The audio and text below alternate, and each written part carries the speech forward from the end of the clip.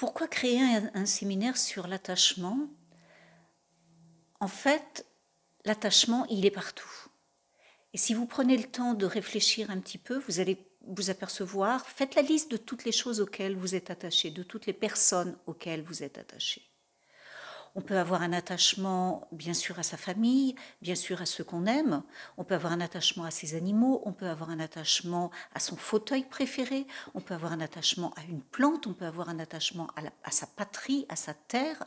On peut avoir un attachement à ses ancêtres. On peut avoir un attachement à sa voiture.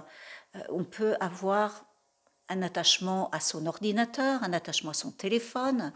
L'attachement, il est multiple et il est absolument partout. Et ce qui se passe, c'est que vous avez l'impression que si cet attachement disparaît, vous allez abandonner ce que vous aimez ou vous allez même vous sentir abandonné. Mais il y a une autre forme d'attachement à laquelle on ne pense pas souvent, qui est l'attachement à ne pas avoir, l'attachement à rejeter. Si vous pensez à des personnes qui vous ont fait du mal, si vous pensez à des personnes que vous détestez, regardez l'énergie que vous mettez à les éviter. Vous allez les bloquer sur votre compte Facebook, vous allez les bloquer sur votre téléphone, vous allez faire en sorte que leur nom apparaisse sur votre téléphone pour être sûr de ne pas répondre. Et en fait, cet attachement-là, c'est une autre forme d'attachement, l'attachement à ne pas avoir, l'aversion. Cette aversion est absolument aussi forte que l'attachement.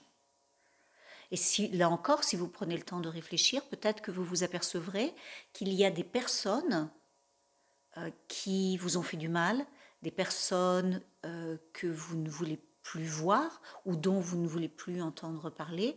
Et comme par hasard, tant que vous avez cette colère envers cette personne, tant que vous avez de la rancœur ou des ressentiments, tant que ce qui s'est passé n'est pas résolu, comme par hasard, vous avez quelqu'un qui vient un jour et puis qui vous parle de cette personne sans savoir que, etc. Et à ce moment-là, toutes vos douleurs, toutes vos souffrances se réveillent, comme si elles n'étaient jamais parties.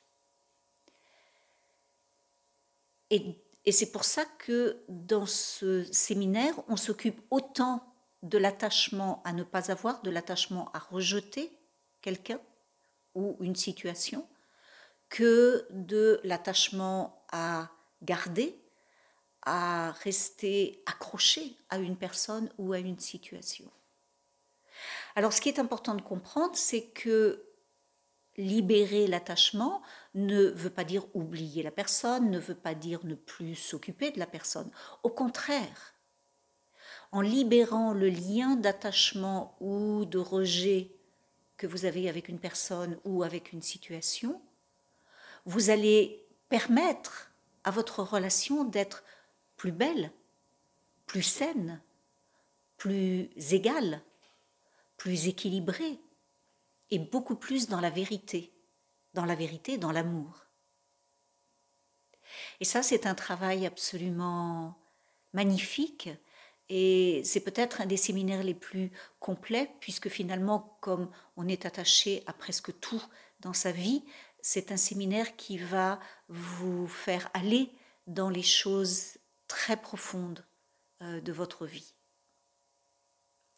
J'espère en tout cas, si vous souhaitez le faire, j'espère que vous en aurez ce bénéfice et j'espère en tout cas que ça va vous permettre déjà de réfléchir et puis de faire peut-être une petite liste, de voir les choses auxquelles vous êtes attachés, les choses que vous voulez éviter, les personnes, les situations, et puis de vous poser la question tout simplement, pourquoi ?